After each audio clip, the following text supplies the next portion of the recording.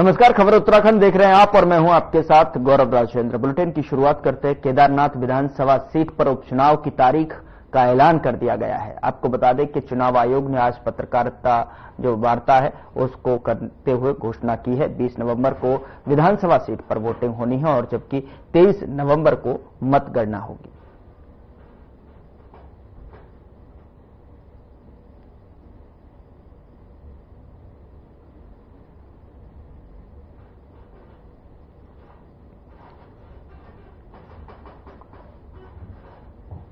उधर बीजेपी प्रदेश प्रवक्ता कमलेश रमन का बयान सामने आया है। उन्होंने बताया कि निर्वाचन आयोग ने केदारनाथ उपचुनाव की घोषणा कर दी है। केदारनाथ सीट पर 20 नवंबर को उपचुनाव के लिए मतदान होगा और 23 नवंबर को मतगणना होगी। तो वहीं कमलेश रमन ने बताया कि बीजेपी उपचुनाव के लिए पूरी तरह से तैयार है। साथ ही उन्होंने सीट पर जीत का भी दावा किया है।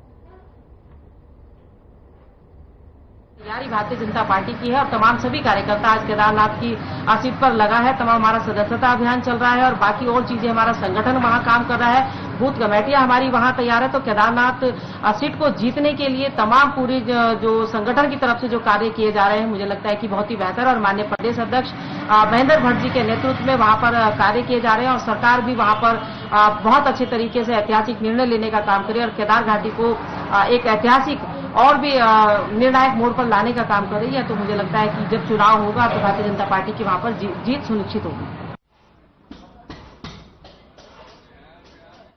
उत्तराखंड की केदारनाथ विधानसभा सीट पर उपचुनाव होना है, जिसके लिए तारीख का भी ऐलान कर दिया गया है। केदारनाथ सीट पर 20 नवंबर को उपचुनाव होगा और जबकि 23 नवंबर को इसका मतगणना होगी। और साथ ही आपको बता दें कि इस पर कांग्रेस के प्रदेश महामंत्री नवीन जोशी का कहना है कि केदारनाथ उपचुनाव को लेकर कांग्रेस पूरी मजबूत के साथ में जो है खड़ी नजर आ रही है। वर्तमान जिला अध्यक्ष और कार्यकर्ता लगातार लोगों के साथ संवाद कर रहे हैं। उन्होंने कहा कि केदारनाथ की जनता को देखकर भी लग रहा है कि माहौल कांग्रेस के पक्ष में है। साथ ही उन्होंने मुख्यमंत्री पुष्कर सिंह धामी को लेकर कहा कि मुख्यमंत्री ने केदारनाथ की जनता के लिए जो जुमले छोड़े हैं वो धरातल पर उतरने वाले नहीं हैं। निश्चित तौर से केदारनाथ चुनाव के लिए कांग्रेस पूरी मजबूती के साथ खड़ी हुई है। हमारा कार्यकर्ता, हमारे जो अध्यक्ष लोग हैं, ब्लॉक अध्यक्ष, जिला अध्यक्ष, वो डोर टू डोर लोगों से कन्वेंसिंग कर रहे हैं और जो हमारे बीएलएस वगैरह हैं वो भी जनता के बीच में जा रहे हैं और एक कांग्रेस के पक्ष में अच्छा माहौल है। जिस प्रकार से मुख्यमंत्री जी ने केदारनाथ के अंदर जो जुमले हैं दुनिया भर के छोड़े हैं, घोषणा नहीं बोलूंगा मैं उनको, चुनाव को देखते हुए उन्होंने जुमले छोड़े हैं, वो धरातल पर उतरने वाले नहीं है। जिस प्रकार से केदारनाथ के अंदर इतनी बड़ी आपदा आई, कांग्रेस ने अपनी यात्रा को स्थगित किया और मुख्यमंत्री जी और उनकी कैबिनेट का कोई भी मंत्री आपदा के दौरान नजर नहीं आया। राज्यपाल गुरमीत सिंह ने देहरादून स्थित उत्तराखंड युद्ध स्मारक शौर्य स्थल से वायुसेना के वायुवीर विजेता कार रैली को रवाना किया और इस दौरान राज्यपाल गुरमीत सिंह के साथ प्रदेश के पूर्व मुख्यमंत्री डॉक्टर रमेश पोखरियाल निशंक और सेना के तमाम अधिकारी भी मौजूद रहे। देहरादून से यह रैली आगरा, लखनऊ, दरभंगा, बागडोगरा, हाशिमारा और गुवाहाटी से होते हुए 27 अक्टूबर को तवांग पहुंचेगी।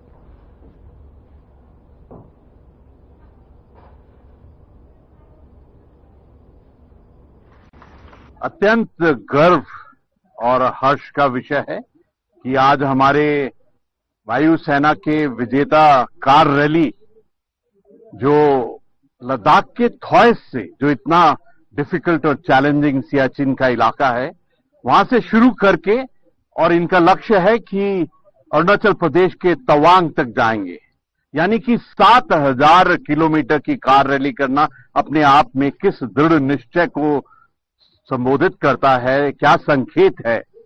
ये सचमुच मैं कहूंगा कि हमारी भारतीय वायुसेना है जो एक ब्रेवरी, करेज, साहस, शौर्य एक तरफ और दूसरी तरफ एक्सीलेंस, जो टेक्नोलॉजी, मॉडर्नाइजेशन, सेल्फ रिलायंस है, उसका एक बहुत बड़ा संदेश है। ये बहुत ही अच्छा अवसर है हम लोगों के लिए। आप लोगों को पता है कि ये भारतीय वायुसेना द्वारा आयोजित वीर विजेता रैली है जो थॉइस से चली थी। 8 अक्टूबर को उसका इनॉग्रेशन वो किया गया था, फ्लैग ऑफ। और ये कई सारे 16 जगहों पे होते हुए आप देखिए पूरे देश को कवर करती हुई ये तवांग तक जा रही है, नॉर्थ ईस्ट में। तो अब ये देहरादून और उत्तराखंड वालों के लिए, हमारे लिए, क्योंकि हम यहाँ पे एयरफोर्स सिलेक्शन बोर्ड में पोस्टेड हैं और एयरफोर्स के एलिमेंट से हमारे लिए बहुत गर्व का विषय था कि इस प्रकार की एक आयोजन हुआ है इस शौर्य स्थल पर, जहाँ पर आप आर्मी, नेवी, एयरफोर्स तीनों का ही आपने योगदान देखा है इसमें।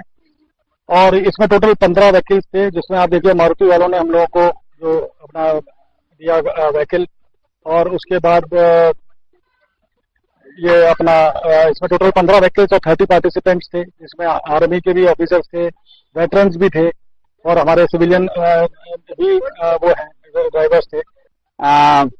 आज ये जो वायुसेना का वीरों का यहाँ से रैली शुभारंभ हुई देवभूमि से, क्योंकि ये वीरों की धरती है और ये जो शौर्य स्थल देहरादून का चीड़ बाग में है, यहाँ पर तो सभी लोग सलूट मारने के लिए, उन वीरों को याद करने के लिए सुबह शाम दिन और रात रेगुलर आते हैं। तो मुझे लगता है कि जो ये रैली आज हुई, इससे एक नया जज्बा पैदा होगा युवा में, देशभक्ति का न केवल जज्बा पैदा होगा, लेकिन वायुसेना की गतिविधियों के बारे में भी पता चलेगा और पूरे हिमालय के क्षेत्र में जिस तरीके से उस ऊंचाई तक जाएंगे, वो ये संदेश भी देने में सफल होंगे कि देशवासियों आप चिंता मत करिए, हम देश की सुरक्षा की सीमाओं पर तैनात हैं। उधर दून अस्पताल में नहीं रोक रही हैं छेड़छाड़ की घटनाएं। जी हां, एक बार फिर से दून अस्पताल में अंकित नामक युवक ने एक महिला के साथ छेड़छाड़ की है। दून अस्पताल की सुरक्षा व्यवस्था राम भरोसे है। आए दिन फोन चोरी और महिलाओं के साथ छेड़छाड़ घटनाएं सामने आती हैं। वरिष्ठ पुलिस अधीक्षक देहरादून ने पुलिस कर्मियों की दून अस्पताल में तैनाती की थी।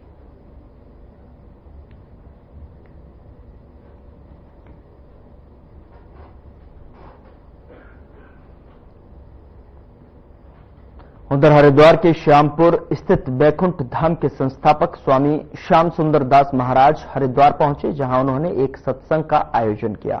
सत्संग में सैकड़ों भक्तों ने प्रतिभाग किया और स्वामी श्याम सुंदर दास महाराज ने कहा कि पिछले 40 सालों से बालाजी महाराज का दरबार लगता है, जहां भक्त हजारों की संख्या में पहुंचकर अपने दुखों का निवारण करते हैं। वहां राम नाम की होड़ की जाती है।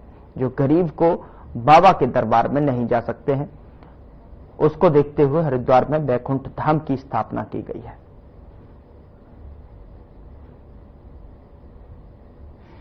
हनुमान मंदिर सभापुर बालाजी मंदिर में पिछले 40 साल से बालाजी महाराज का दरबार लगता है। प्रत्येक रविवार को लगता है, जहाँ हजारों की संख्या में आकर अपना दुख निवारण करते हैं। वहां मात्र राम नाम की होड़ दी जाती है। जो असाध्य रोग है यात्रियों में विश्वास के द्वारा ही ठीक होता है। उसके बाद श्री श्याम बैकुंठ धाम की स्थापना हुई। कुछ यात्री दिल्ली जाया करते थे, जो गरीब आदमी थे, जाने में असमर्थ थे, किराया का पैसा नहीं था, उन लोगों की प्रार्थना पर बाबा की इच्छा से यहाँ भी साल में 2 दिन दशहरा और होली एक दिन यहाँ बाबा जी का दरबार लगता है और यहाँ राम नाम की होली।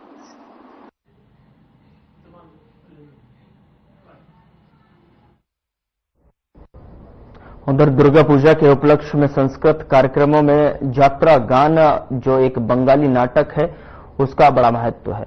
बता दें कि यात्रा गान के बिना दुर्गा पूजा अधूरी मानी जाती है। उत्तराखंड में दुर्गा पूजा की शुरुआत के दौरान क्षेत्र के तमाम बुजुर्ग और युवाओं की तरफ से दुर्गा पूजा के साथ साथ यात्रा गान की शुरुआत की गई थी। पौराणिक, धार्मिक और सामाजिक पर आधारित विषयों के ऊपर यात्रा गान यानी नाटक का मंचन किया जाता है और यात्रा गान में भाग लेने वाले कलाकार दुर्गा पूजा तिथि से पहले 6 महीने तक रिहर्सल करते हैं। यात्रा गान जो है बंगाली समाज का धरोहर है। दुर्गा पूजा जो होता है, दुर्गा पूजा को जीवित रखने के लिए यात्रा को बचा के रखना बहुत जरूरी है। और ये यात्रा अगर खत्म हो गया तो एक तरीके से देखा जाए बंगाली समाज का दुर्गा पूजा भी धीरे धीरे पतन की ओर चला जाएगा। ये समाज को एक नई दिशा देता है। जिस तरीके का नाटक होता है, जो हम लोग जो यात्रा करते हैं, इसमें हम विभिन्न तरीके के कहानियों को, नाटक को लेकर हम आते हैं, जिससे समाज को एक नई दिशा मिलती है। क्या है, माँ बाप आजकल क्या कैसे चलते हैं, बच्चे कैसे चलते हैं, पिछले राजा रजवाड़े लोग क्या करते थे, वो सारा चीज, पुरानी चीजों को लेकर हम आज के समाज के सामने आते हैं। लेकिन वर्तमान का समय यह है कि जो भी समाज है, जो न्यू जो जनरेशन है, वो इस चीज को बिल्कुल पसंद नहीं करते। दुर्गा पूजा का आयोजन हम सन 80-85 से हमने यहाँ पर शुरू किया था। महतोष मोड़ में इसका भव्य आयोजन किया जाता था, जिसमें 5 नाइट हम इस जो दुर्गा पूजा का जो नाटक है, इस नाटक को हम प्रस्तुत करते थे। उसके बाद महतोष मोड़ के थोड़ी बहुत असुविधा होने के कारण, वहां जगह के कम होने के कारण हम इस दुर्गा पूजा को ये गांव में पिपलिया नंबर 1 में लेके आए हैं। बहुत यात्रा कमेटी में हम लोग बहुत योगदान देते थे और यात्रा भी हम लोग हमारे क्षेत्र के बहुत अच्छी तरीके से करते थे। लेकिन पिपलिया नंबर 1 में एक दिन दुर्गा पूजा करने के लिए हम मैदान के क्षेत्र के लिए हमने प्रिंसिपल से आग्रह किया। प्रधानाचार्य ने मना करने पर फिर हम पूरे गांव वालों ने मिलकर के इस पंडाल का निर्माण किया है। আমি যখন কথা দিয়েছি তখন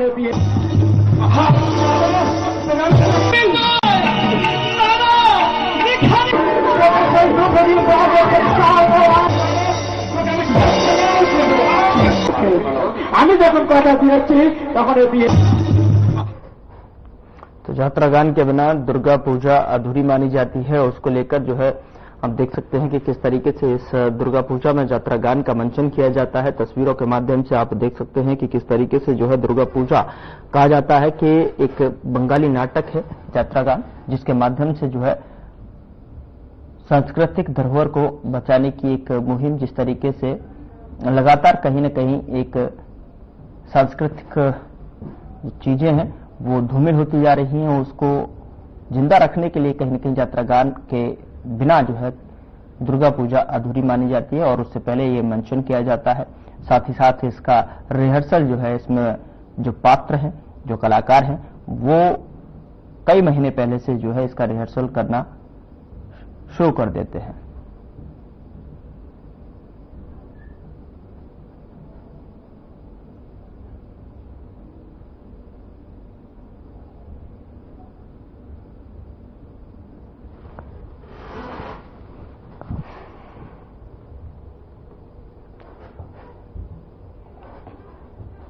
दुर्गा पूजा में यात्रा गान का एक विशेष महत्व है, जिसको लेकर एक बंगाली बता दें कि बंगाली नाटक है यात्रा गान और एक बंगाली नाटक के माध्यम से जो है यात्रा गान के बिना जो है दुर्गा पूजा अधूरी मानी जाती है। उधर देहरादून में विभिन्न विभागों हेतु चयनित अधिकारियों को नियुक्ति पत्र वितरण समारोह कार्यक्रम का आयोजन किया गया। विभिन्न विभागों के आज नियुक्ति पत्र वितरण के इस बहुत ही शानदार कार्यक्रम में और आप सब लोगों के लिए आज का दिन आपके जीवन का बहुत बड़ा दिन है। हमारे जितने भी सफल अभ्यर्थी हैं जिनको आज नियुक्ति पत्र मिलने हैं, इस कार्यक्रम में मंच पर आसीन अभी आप सब लोगों ने जिनका संबोधन यहां से सुना और उन्होंने राष्ट्र निर्माण में किस प्रकार से आप सबका योगदान होने वाला है, उसके बारे में बहुत ही कम शब्दों में, सार्वजनिक शब्दों में बड़ा एक चित्र हम सबके समक्ष प्रस्तुत किया। हमारे आध्यात्मिक गुरु और उत्तराखंड सरकार के वरिष्ठ कैबिनेट मंत्री आदरणीय सतपाल महाराज जी और उससे पहले आप सब लोगों ने प्रेमचंद अग्रवाल जी का संबोधन सुना। उन्होंने भी बहुत सारी प्रेरणा किस प्रकार से हम सबको काम करना है बताया। मंच पर आती इनको भी बोलना था, लेकिन हम सब अच्छा होता है इनको भी सुनते और रेखा जी को भी सुनते, सौरभ जी को भी सुनते, लेकिन समय की बाध्यता के कारण हम इनको सुन नहीं पाए। आदरणीय गणेश जोशी जी, रेखा जी, सौरभ जी और इस कार्यक्रम के संयोजक आज मैं बहुत सारे कार्यक्रमों में इसमें सम्मिलित हो गया हूं। मुझे लगता है कि सैकड़ों कार्यक्रम हो गए और उन सैकड़ों कार्यक्रमों में आज का कार्यक्रम मुझे बहुत ही ज्यादा भव्यता और बहुत ही ग्रेसफुल उसका संयोजन करने वाले हमारे अपर मुख्य सचिव आनंद वर्धन जी और कार्यक्रम में उपस्थित हमारे सभी वरिष्ठ अधिकारीगण, सभी प्रमुख सचिव श्री सुधांशु जी, श्री खनेश जी और हमारे डीजीपी साहब और सभी उपस्थित हमारे सभी अधिकारीगण, सभी सचिवगण, विभिन्न विभागों से आए हुए सभी अधिकारीगण और आज जिनके लिए ये कार्यक्रम यहां पर आयोजित हो रहा है,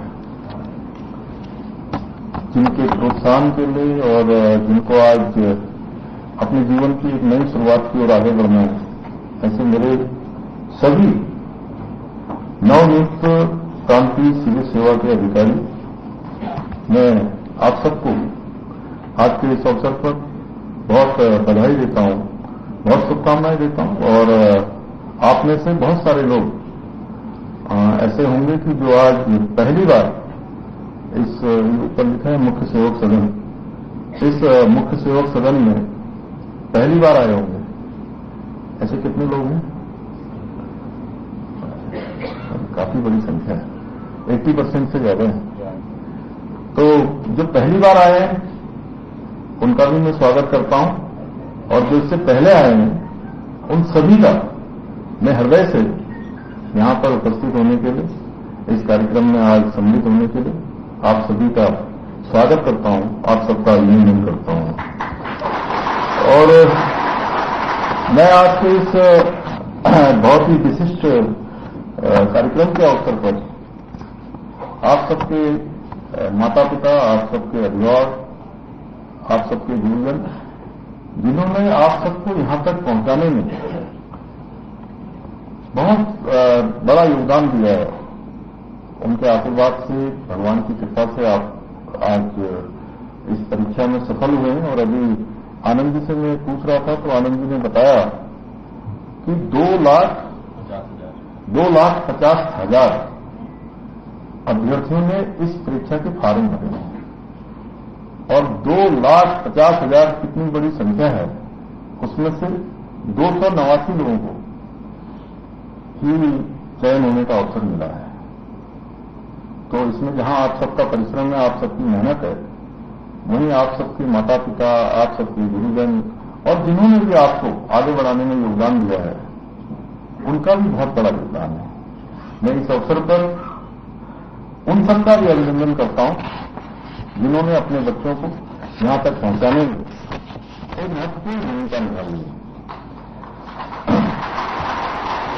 आज हम सब लोगों के लिए भी बड़े सौभाग्य की बात है, जहां आप लोगों को तो अत्यंत खुशी हो रही होगी कि आज आप सबको नियुक्ति पत्र मिलने जा रहे हैं। हम लोगों के लिए भी बड़ी आज खुशी की बात है कि हम राज्य के ऐसे कर्णधार, जिन्होंने आने वाले समय में अपनी बहुत बड़ी भूमिका राज्य और राष्ट्र के निर्माण में देनी है, उन सभी कर्णधारों को आज नियुक्ति पत्र सौंपने का सौभाग्य हम लोगों को प्राप्त हो रहा है। क्योंकि आप सब लोग अमृतकाल के सिपाही हैं, अमृतकाल के कर्मयोगी हैं, अमृतकाल के वो सहयात्री हैं जो आने वाले 25 साल में हमारे प्रधानमंत्री जी का जो स्वप्न और संकल्प है कि भारत 2047 में जब हम आजादी की शताब्दी मना रहे होंगे, भारत उस समय विकसित भारत के रूप में हम सब उस सपने को पूरा कर रहे होंगे जो आज देखा जा रहा है। आज का ये अवसर आपके जीवन का बहुत ही महत्वपूर्ण पड़ाव है, बल्कि ये हमारे राज्य के उज्जवल भविष्य के लिए भी, उसकी नींव निर्धारण के लिए भी अत्यंत महत्वपूर्ण है। मुझे पूरा विश्वास है कि ये 19 विभागों में 289 से अधिक अधिकारियों की जो नियुक्ति है, इससे निश्चित रूप से आज भी प्रेमचंद जी कह रहे थे कि इनका विभाग मजबूत होने वाला है। इनके विभाग के साथ साथ सारे विभाग हम सबके सारे विभाग सशक्त होने वाले हैं, सभी मजबूत होने वाले हैं और इससे हमारे शासन को और इस व्यवस्था को एक नई गति मिलेगी, एक नई प्रगति मिलेगी और एक नई दिशा मिलेगी। मेरा हमेशा से मानना है कि युवाओं के लिए रोजगार के अवसर तैयार करना, ये राष्ट्र निर्माण की जो प्रक्रिया है उसका एक बहुत ही अहम हिस्सा है। क्योंकि किसी भी देश के लिए उसके युवा ही उस राष्ट्र के निर्माण में, उस राष्ट्र के विकास में महत्वपूर्ण योगदान देते हैं। और मुझे कहते हुए खुशी हो रही है कि 4 जुलाई 2021 को मुझे भी ये जो जिम्मेदारी मुख्य सेवक के रूप में मिली थी और उसी दिन पहली कैबिनेट में ये संकल्प हमने लिया था, हम सब लोगों ने लिया था कि हम राज्य के अंदर जितने भी हमारे पद रिक्तियां हैं उन सभी पदों को भरेंगे। और उस समय हमने संकल्प लिया था कि लगभग 24,000 नियुक्तियां उस समय रिक्त थी। लेकिन मुझे आज आप सबको बताते हुए खुशी हो रही है कि इन 3 सालों में आवानी की कितने 17,500 से ऊपर 17,500 से ज्यादा नियुक्तियां आज की तिथि तक संपन्न हुई। और ये केवल युवाओं को रोजगार प्रदान करने तक ही सीमित नहीं है, हम इस दिशा में बहुत गंभीर प्रयास कर रहे हैं कि इन जो परीक्षाएं हैं, ये परीक्षाएं सभी पारदर्शी तरीके से हों, निष्पक्ष तरीके से हों और जो योग्यता, क्षमता और प्रतिभा वाले हमारे प्रतिभावान प्रतिभागी हैं उन सबको चयन का अवसर मिले।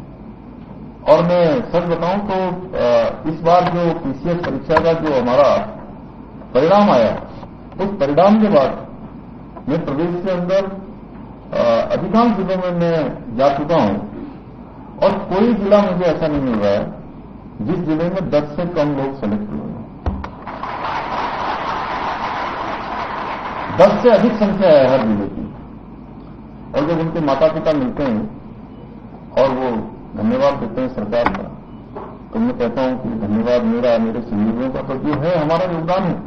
लेकिन इसमें सबसे बड़ा योगदान किसी का है तो देवभूमि उत्तराखंड की देवतुल्य जनता का है, जिन्होंने हमको ये अवसर दिया कि राज्य के इतिहास में जो एक परिपाटी थी, एक मिथक था, उस मिथक को बदला और हमको सेवा करने का अवसर मिला। जो हमारा संकल्प था, उस संकल्प को उन्होंने रुकने नहीं दिया, अनवरत रूप से उस संकल्प को आगे बढ़ाने का हमने काम किया। आप सभी को भली बात याद होगा कि पहले किस प्रकार से धांधलियां हुआ करती थी, किस प्रकार से पेपर लीक होते थे, पेन ड्राइव पे नकल होती थी, क्वेश्चन बैंक बाहर आ जाया करता था, बड़े बड़े नकल माफिया उस पर हावी होते थे और हमारे नौजवान युवा भाई बहनों का उनके भविष्य के साथ खिलवाड़ होता था। गरीब माता पिता के बेटे और बेटियों का हक मारा जाता था, उनकी योग्यता, प्रतिभा, क्षमता के साथ अन्याय होता था और योग्य जो उम्मीदवार थे उनको अवसर नहीं मिलते थे, जो प्रतिभाएं थी उनका आदर नहीं होता था। भाइयों बहनों, हमने इस सभी प्रक्रिया को बदला। पहले भर्ती प्रक्रियाओं में लंबा अंतराल लगता था और इस देरी का फायदा उठाकर जो भ्रष्टाचारी थे, रिश्वतखोर थे, वो अपना खेल खेलते थे। इसी कलंक को मिटाने के लिए हमने राज्य में देश का सबसे कठोर नकल विरोधी कानून लागू किया और भर्ती प्रक्रियाओं को पारदर्शी बनाने के लिए कानून को इतना सख्त किया कि अब कोई भी नकल माफिया, कोई भी भ्रष्टाचारी अब हमारे युवाओं के साथ, नौजवानों के साथ और गरीब माता पिता के बेटे और बेटियां जो प्रतिभा और योग्यता रखते हैं, उनके भविष्य के साथ खिलवाड़ कतई नहीं कर पाएगा। किसी भी कीमत पर उनके साथ खिलवाड़ नहीं होगा। आज आपको नियुक्ति पत्र के साथ ही आज का दिन जहां आपके लिए बहुत महत्वपूर्ण है, हम लोगों के लिए बड़ा महत्वपूर्ण है कि एक साथ इतने होनहार, इतने युवा, हमारे युवा नवोदित उदयमान ये पांडे जी, ऐसे अधिकारियों को आज हम नियुक्ति पत्र प्रदान कर रहे हैं। फिलहाल बुलेटिन में इतना ही। नमस्कार।